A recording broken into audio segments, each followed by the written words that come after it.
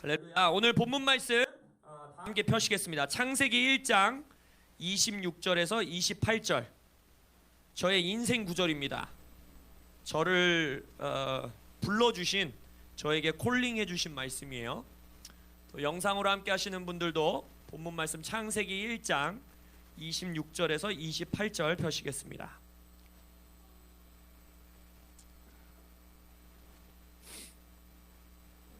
다 피셨다 믿고 세 구절의 말씀 저와 함께 합독하시겠습니다. 시작. 하나님이 이르시되 우리의 형상을 따라 우리의 모양대로 우리가 사람을 만들고 그들로 바다의 물고기와 하늘의 새와 가축과 온 땅과 땅에 기는 모든 것을 다스리게 하자 하시고, 하나님이 자기 형상 곧 하나님의 형상대로 사람을 창조하시되 남자와 여자를 창조하시고, 하나님이 그들에게 복을 주시며 하나님이 그들에게 이르시되 생육하고 번성하여 땅에 충만하라. 땅을 정복하라. 바다의 물고기와 하늘의 새와 땅에 움직이는 모든 생물을 다스리라 하시니라. 아멘.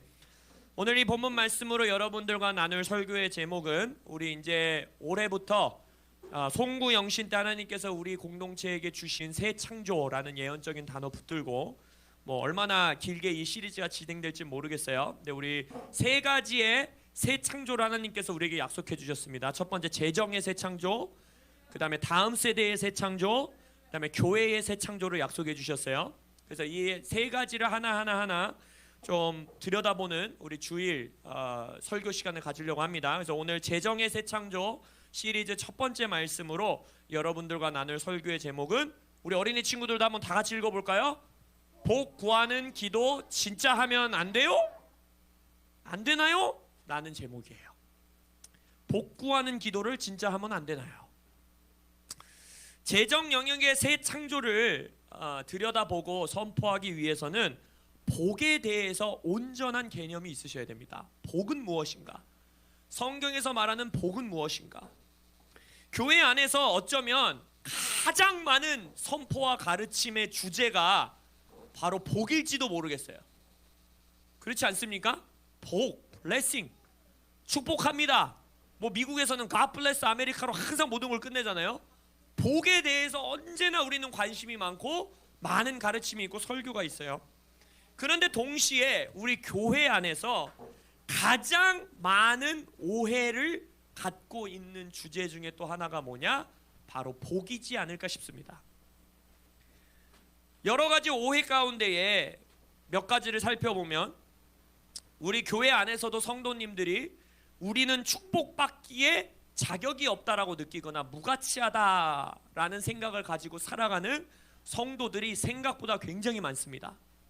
아니면 축복의 조건을 달아서 보상으로 격하시키는 또 이 움직임들이 있어요.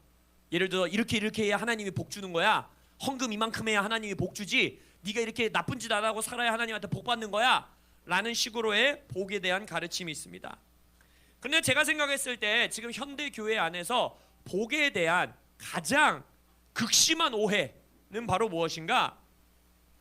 교회 안에서 우리가 하나님께 복을 구하는 것을 기복 신앙은 저급한 신앙이고 잘못된 신앙이라는 프레임을 만들어서 우리가 그 생각을 가지고 있다는 것입니다. 기복 신앙이라는 단어 자체가 이미 우리에게 부정적인 단어로 자리 잡게 됐습니다. 유튜브 안에서도 기복신앙이라는 단어만 치시더라도 그거를 긍정적으로 설교하는 설교 하나 찾으시면 저에게 좀 알려주세요. 없어요, 그런 설교는. 기복신앙이라는 단어가 그냥 부정적인 단어로 교회 문화 안에 사로잡혀 버렸습니다. 그럼 질문해 볼게요. 기복신앙, 복을 구하는 신앙이잖아요. 질문해 봅시다. 과연 진짜 복을 구하는 것은, 하나님께 복을 달라고 기도하는 것은 잘못된 신앙일까? 혹은 잘못됐다고는 할 수 없지만 수준 낮은, 유치한, 저급한 신앙인 것일까? 우리가 그곳으로부터 우리의 재정의 새 창조를 구하며 나아가기 원합니다. 오늘 여러분들이 설교를 다음 주가 되어 다 까먹는다 하더라도 한 가지만 기억하기 원하시는 것은, 결론부터 말씀드릴게요. 이것입니다. 바로 복을 주시는 것은 하나님의 본질이고 하나님의 본성이고 하나님의 정체성이라는 것입니다. 제가 여러분들에게 여러 번 말씀드렸듯이 성경을 연구하고 공부할 때에 성경 안에서 어떠한 개념, 어떠한 단어, 그것이 처음 등장하는 곳은 굉장히 주목해야 된다라고 말씀드렸어요. 왜냐? 그곳에서부터 그 개념과 그 단어와 그것에 대한 주제가 결정되고 가장 큰 줄기의 이 흐름이 결정된다라고 여러분들에게 말씀드렸죠. 그러면 여러분들이 오늘 읽은 본문 말씀이 하나님과 인간이라는 피조물 사이에 관계가 처음 등장하는 말씀입니다. 그렇지 않습니까? 하나님이 인간을 창조하시는 처음 장면이에요. 그리고 나서 하나님이 오늘 본문에서 우리의 형상을 따라 우리의 모양대로 우리가 사람을 만들자 그래 놓고서 하나님과 인간 사이의 인터랙션, 처음 관계, 처음 등장하는 게 뭡니까? 하나님이 그들에게 어떻게 하셨다? 복을 주시며 라고 말하고 있어요. 하나님은 인간에게 복을 주시는 창조주이시고 통치자이시며 인간은 그 창조주로부터 통치자로부터 복을 받는 존재라는 관계가 성경 안에서 하나님과 인간이 맺는 처음 가장 근본적인 관계라는 것입니다. 이 복이라는 것은 하나님과 우리의 관계의 본질을 설정하는 것입니다. 복이라는 것은 그래서 우리의 성취, 우리의 노력에 달린 것이 절대 아닙니다. 복은 바로 하나님의 정체성인 거예요. 복을 주시는 것은 하나님의 본질이고 본성이고 하나님은 복을 주시는 분이시고 하나님이 복이십니다. 하나님 자체가 복인 거예요. 물론 성경 안에서 조건부 예언, 조건부 언약들은 반드시 등장합니다. 우리가 행해야 되는 부분을 이루었을 때 하나님이 주시는 복, 우리가 이루어야 되는 부분을 하지 못했을 때 주시는 저주, 이러한 약속이 성경에 분명히 나와 있어요. 그러나 지금 우리가 나누고 있는 이 복이라는 것은 가장 근원적이고 가장 본질적인 복이라는 것이 도대체 무엇인가 라는 성경적인 본질을 보는 것입니다. 결국 복을 주시는 건 하나님의 정체성이고 본질이고 본성이라는 거예요. 우리의 정체성, 우리의 본성, 우리의 본질은 무엇이냐? 하나님이라는 창조주와 통치하시는 분으로부터 복을 받아야 되는 존재라는 것입니다. 하나님께서 우리의 형상을 따라 우리의 모양대로, 그리고 27절에서 자기 형상, 곧 하나님의 형상대로 사람을 창조했다라고 했습니다. 여러분이 하나님의 모양과 형상을 닮았다라는 게 무슨 뜻인지 고민해 보신 적 있으세요? 일단 생김새는 아닌 것 같아요. 똑같이 생긴 사람이 한 명도 없어요. 그래서 하나님의 생김새를 닮았다라는 건 아닌 것 같아요. 그럼 하나님의 모양과 형상을 닮아서 창조되었다라는 것은 무엇이냐? 본질적으로 여러분들이 영으로 창조됐다라는 의미도 있겠지만 지금 성경에서 가장 창세기 1장 인간을 창조하면서 주신 것은 무엇이냐? 내 모양과 내 형상대로 창조받았기 때문에 뭘 한다라는 거예요? 다스린다는 거예요. 그리고 생육한다라는 거예요. 창조의 영역을 말하는 겁니다. 창조주 하나님으로서, 통치자 하나님으로서 자신을 성경 안에서 처음 드러내신 이후에 자신의 모양과 형상을 닮은 피조물인 인간을 만드시고 너는 나를 닮은 자야, 너희들은 나와 비슷한 자야 라고 말하고서 명령하는 게 뭐예요? 그러니까 너희들도 이 땅에서 창조의 역사를 이루어라, 그리고 이 땅을 다스려라 라는 인간의 존재 목적을 말씀하십니다. 근데 그 존재 목적을 우리에게 주시기 위하여, 그 존재 목적을 이루면서 살 수 있게 하기 위하여, 인간이 가장 인간답게 살기 위하여 주시는 게 뭐라는 거예요? 복이라는 거예요. 복을 주시되, 복을 주시면서 너희들은 이 복으로 인하여 창조주인 통치자인 나로부터 임하는 복으로 인하여 너희들은 창조하게 될 것이다, 그리고 너희들은 통치하게 될 것이다 라고 하나님은 말씀하고 계시다는 것입니다. 따라서 하나님의 모양과 형상을 닮았다라는 건 여러분들이 이 땅의 문화와 이 땅의 상황에 통치받고 억압받고 그들에게 휩쓸려가는 존재가 아니라 세상에서 창조하고 이 땅의 문화를 다스리는 자가 되어야 된다는 것입니다. 그래서 우리는 상황에 영향받는 자들이 아니라 상황을 창조해내는 자들이라는 거예요. 그러면 아담이 이 일을 어떻게 해나갑니까? 동물의 정체성을 부여하고, 하나님이 인간에게 정체성을 부여한 것처럼 동식물들에게 아담은 정체성을 부여합니다. 창조 역사에 동참하죠. 그것이 이름을 짓는다는 걸로 묘사되고 있죠. 그리고 또 무엇을 창조합니까? 땅을 경작함으로써 농작물들을 창조해내지요. 하나님의 창조 질서에 따라. 그리고 나서 가장 중요한 창조 역사 뭡니까? 출산이지요. 아내와 남편, 남편과 아내라는 하나님의 가장 아름다운 연합을 통하여서 생육하는 가장 놀라운 창조, 또 다른 생명을 낳는, 하나님으로부터 우리를 출산하여 낳으신 것처럼 우리의 몸을 통하여서 문자 그대로 사람의 몸을 통하여서 사람이 창조되고 사람이 출산되는 놀라운 창조의 능력을 우리에게 허락하셨다는 것입니다. 그래서 생명을 창조해내고 이 땅을 경작하고 이 땅을 다스리고 이 땅을 정복하고 문화 가운데 하나님의 나라의 문화로 통치하고 다스리는 이 모든 일을 가능케 하는 것이 뭐라는 거예요? 하나님의 복이라는 것입니다.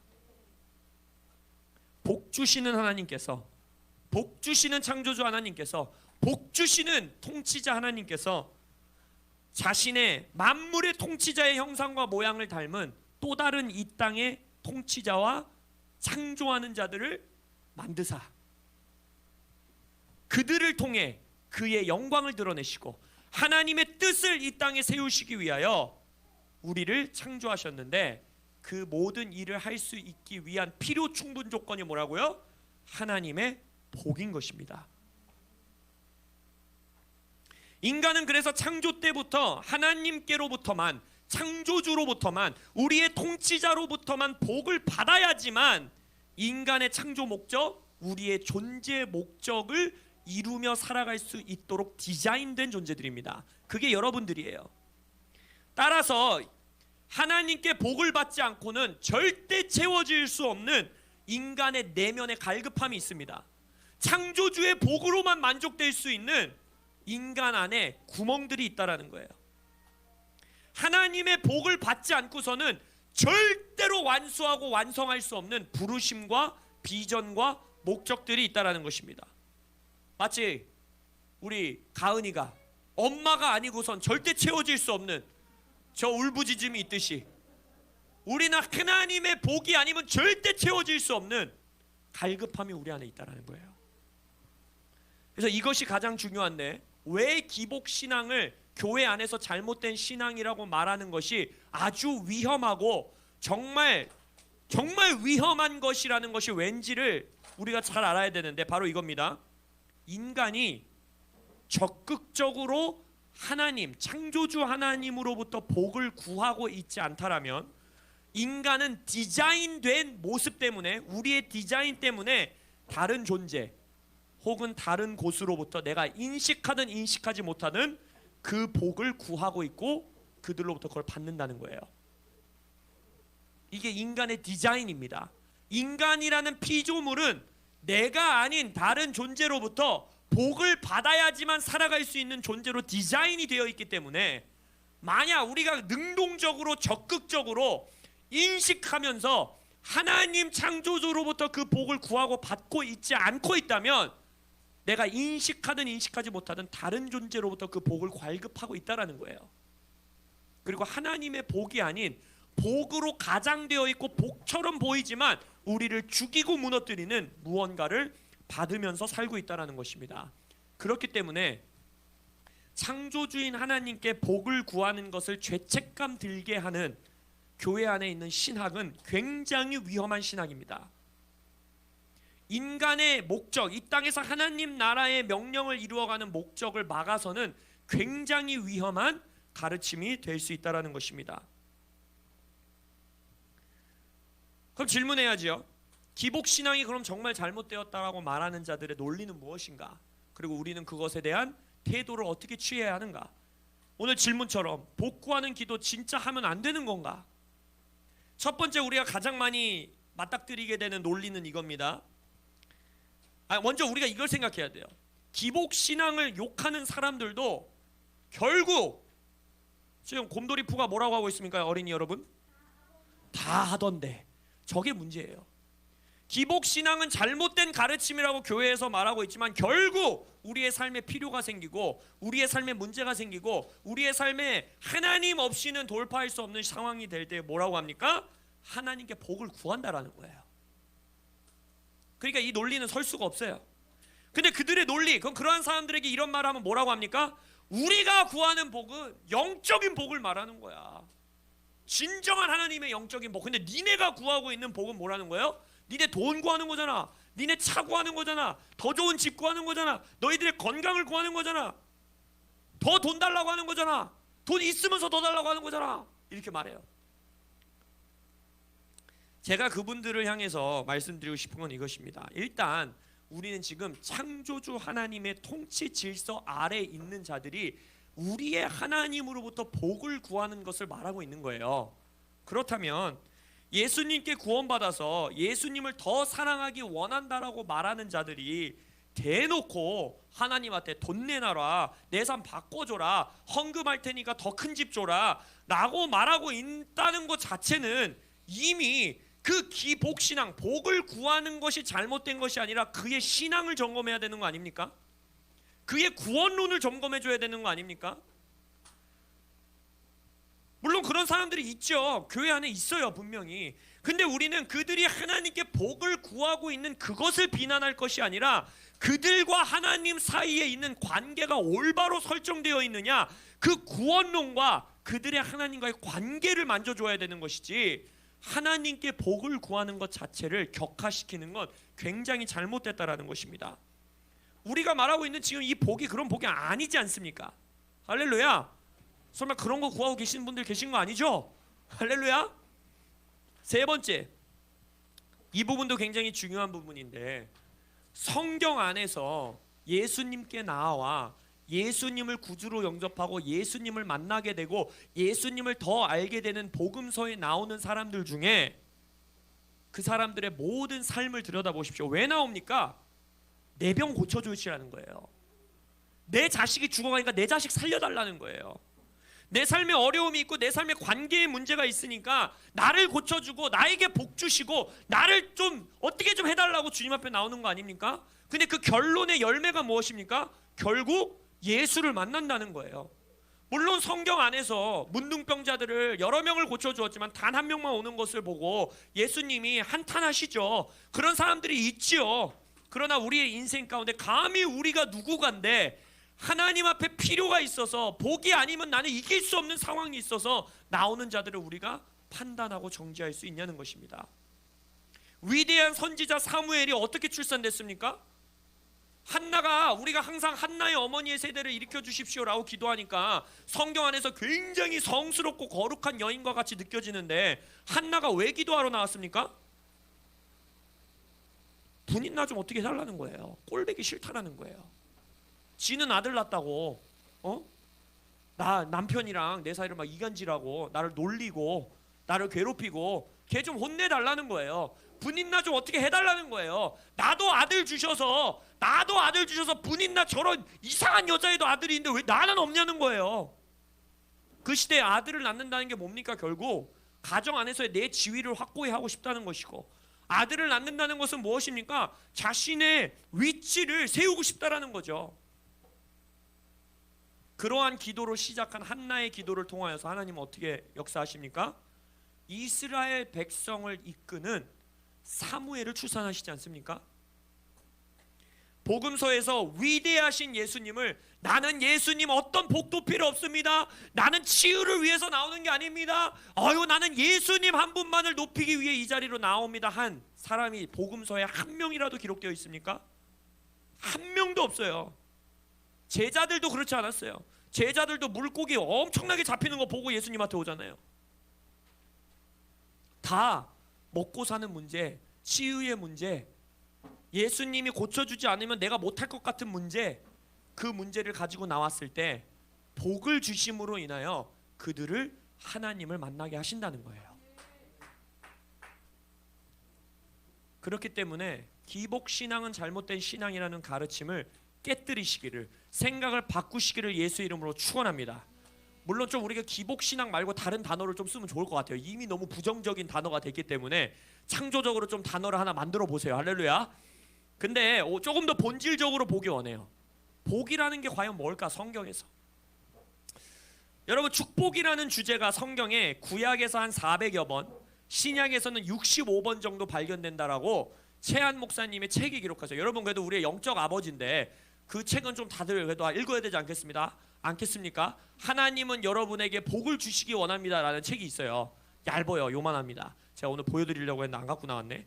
그 책을 보시면 구약에는 400번 이상, 신약에는 65번 정도 복에 대한 주제가, 축복이라는 주제가 성경에 나온다라는 거예요. 근데 모든 곳에서 성경에 등장하는 경우에 축복은 하나님과 동의어로 기록되어 있다라는 겁니다. 그게 무슨 말이냐? 하나님이 나타나실 때 복도 나타나는 거예요.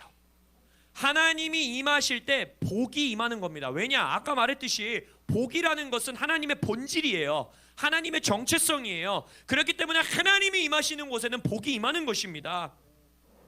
그리고 우리가 성경에서 알다시피 성경에서 말하고 있는 축복이라는 단어가 단순히 영적인 복, 막 깨달음의 복 이런 것만 말합니까? 성경에서 하나님이 임하시는 곳에, 하나님이 역사하시는 곳에 건강이 임하고 치유가 임하고 확장이 임하고 다산이 임하고 장수하는 인생이 임하고 재정적인 축복이 임하고 그러지 않습니까?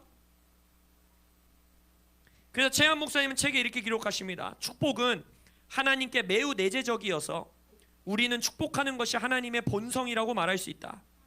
하나님의 본질로부터 축복이 항상 희석되지 않고 우리에게로 흘러나온다.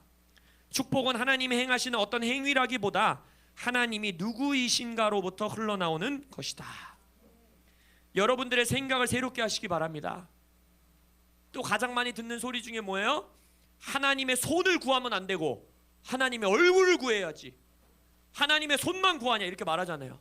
저는 여러분들에게 말씀드리고 싶어요. 손 없이 머리만 동동 떠다니는 존재가 얼마나 무섭겠습니까? 그게 말이 됩니까? 우리의 자녀가 아버지에게 와서 아버지요, 저는 주머니에 지갑에 손을 넣으시는 아버지의 손을 구하지 않습니다. 아버지의 얼굴만으로 족합니다 라고 말하는 자녀가 있으면 아버지도 어떨 것 같으세요? 얼마나 무섭겠어요. 병원에 데려가야 되나? 여러분, 하나님이 임하시면 하나님의 손도 임하는 거고 하나님의 얼굴도 임하는 거고 하나님의 몸이 임하는 거고 하나님이 임하시는 것입니다. 할렐루야. 그리고 하나님의 정체성은 복이라는 거예요.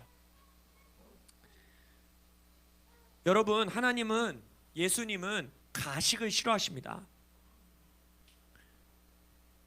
거룩함으로 포장되어 있는 가식을 벗어버리는 여러분들 되시길 예수의 이름으로 축원합니다. 복의 목적을 제대로 이해하면 복을 구하는 것에 대한 죄책감으로부터 자유케 될 수 있습니다. 복의 목적이 아까 뭐라고 했습니까? 하나님의 모양과 형상을 닮은 우리가 이 땅에 하나님의 통치, 하나님의 창조, 하나님의 다스림을 드러내는 것이라 했지 않습니까? 이것은 결국 무슨 말입니까? 하나님이 우리에게 복을 주시는 이유, 우리 은유리와 예나와 여기 있는 아이들에게 복을 주시는 이유가 뭐예요? 하나님을 드러내기 원하시는 거예요. 여러분들의 인생을 통해, 가정을 통해, 일터를 통해, 사업을 통해, 학교를 통해 여러분들에게 하나님을 드러내기 원하신다는 것입니다. 그러한 것이 복의 목적이라면 저는 프로페셔널한 기복신앙인이 되고 싶습니다. 누구보다 복을 많이 받는 자가 되기 원합니다. 누구보다 복을 누리는 자가 되기 원하고 누구보다 복 안에서 일하는 자 되기 원합니다. 그게 나의 창조 목적이니까. 시편 67편에서 놀라운 말씀을 선포하는데 가은이가 자기를 헌금으로 드리기 위해 이 헌금대로 나오시는 놀라운 축복이 보입니다. 산 제물로 자기를 드리는 염가은, 할렐루야. 시편 67편을 제가 읽어드릴게요. 한번 잘 들어보세요. 하나님은 우리에게 은혜를 베푸사 복을 주시고 그의 얼굴빛을 우리에게 비춰주십시오. 근데 그 목적이 뭐냐? 주의 도를 땅 위에 주의 구원을 모든 나라에 알리기 위함입니다. 내가 복을 주셔야 되는 이유는 하나님의 민족들이 하나님을 찬송하게 하시고 모든 민족들이 주를 찬송하게 하셔야 되기 때문입니다. 제게 복을 주셔야 되는 이유는 온 백성이 기쁘고 즐겁게 노래하며 주님의 심판하심이 땅 위에 다스리심으로 드러나야 되기 때문입니다. 땅이 그의 소산을 내어주었으니 하나님 곧 우리 하나님이 우리에게 복을 주시리로다. 할렐루야. 그 목적이 뭡니까? 하나님이 우리에게 복을 주시리니, 왜냐하면 땅의 모든 끝이 하나님을 경외하게 하기 위함입니다. 여러분, 우리는 땅 끝까지 복음 전하도록 창조되었습니다. 여러분, 땅 끝에서부터 하나님을 찬양하는 일이 있길 원하십니까? 복 받으셔야 됩니다. 복을 구하셔야 됩니다. 복을 위하여 기도하셔야 합니다. 성경에서 말하고 있는 복이 아까 최한 목사님이 말했듯이 하나님과 동의어라고 했어요. 결국 복을 주시는 것이 하나님의 본성일 뿐만 아니라 하나님 그 자체가 복이라는 겁니다. 그 말씀은 어디서 알 수 있나요? 요한복음 3장 16절 우리가 잘 알죠. 하나님이 세상을 이처럼 사랑하자 누구를 주십니까? 독생자를 주지 않으십니까? 하나님의 아들을, 하나님 그 자체를 우리에게 주지 않으십니까? 또한 우리가 잘 알고 있는 복음 말씀 가운데 뭐라고 합니까? 악한 너희들도 니네 자녀들에게 좋은 거 주려고 하지 않냐? 네 온 힘을 다하여 네가 줄 수 있는 거 가장 좋은 거 주려고 하지 않냐? 그러니까 뭐라 합니까? 하물며 너희 하늘 아버지께서 구하는 자에게 가장 좋은 것 뭘 주십니까? 성령을 주지 아니하시겠느냐? 하나님을 우리에게 주신다는 거예요. 하나님이 우리에게 가장 큰 복이라는 겁니다. 결국 오늘 읽은 본문 창세기 1장에서 인간을 창조하신 이후에 복을 주사 인간이 가장 인간답게 살게 하셨고, 인간이 인간이기를 포기하니까 인간이 그 창조주 하나님으로부터 오는 복을 받으며 살아가는 인생을 포기해버리고 죄의 삶으로 들어가서 인간이 인간이길 포기하니까 다시 인간을 새롭게 창조하시기 위하여, 인간을 인간답게 회복하시기 위하여 또 뭘 주십니까? 예수님을 주시지 않습니까? 하나님의 가장 놀라운 복, 하나님 그분 자신을 우리에게 주사 이제는 다시 인간이 이 땅 가운데에 하나님의 모양과 형상을 닮은 존재로서 살아갈 수 있도록 우리를 새롭게 창조하신다는 것입니다. 결국 창세기에서 복으로 인간을 창조하신 하나님께서 신약 성경에 나와 가장 놀라운 복, 하나님 예수님을 우리에게 주심으로 우리를 새롭게 창조하신다는 것입니다. 우리 코람데오 교회 모든 성도님들은 프로페셔널한 기복 신앙인들이 될지어다.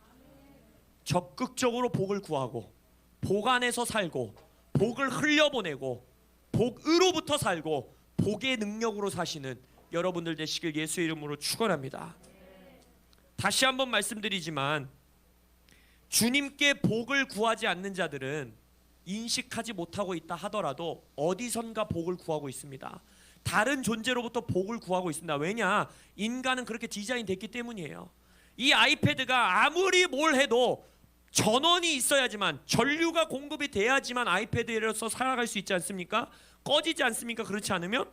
인간도 동일해요. 인간도 인간으로서 숨쉬며 살아가기 위해서는 다른 존재로부터 뭔가를 받아야 되는 존재로 이미 우리는 디자인된 거예요. 그렇기 때문에 하나님께 구체적으로 복을 구하고 있지 않는 존재는 다른 존재에게서 그것을 찾아 헤매고 있다는 것입니다. 그래서 아주 의식적으로 인식하시고 하나님으로부터, 창조주로부터 복을 구하시는 여러분들 되시길 예수 이름으로 축원합니다. 이게 우리의 정체성이고 창조주 하나님의 본성이고 본질입니다. 그래서 여러분, 기도의 자리에서 복을 구하십시오. 그 복의 목적이 우리를 통해 하나님을 드러내기 위함인 것을 잊지 마십시오. 우리의 복의 목적이 이방인들에게 하나님을 나타내기 위함인 것을 잊지 마십시오. 우리가 복을 받아야 되는 이유가 이 세상에서 하나님을 알리고 하나님의 도와 하나님의 나라와 하나님의 의를 이 땅 가운데 이루기 위함이라는 것을 절대 잊지 마십시오.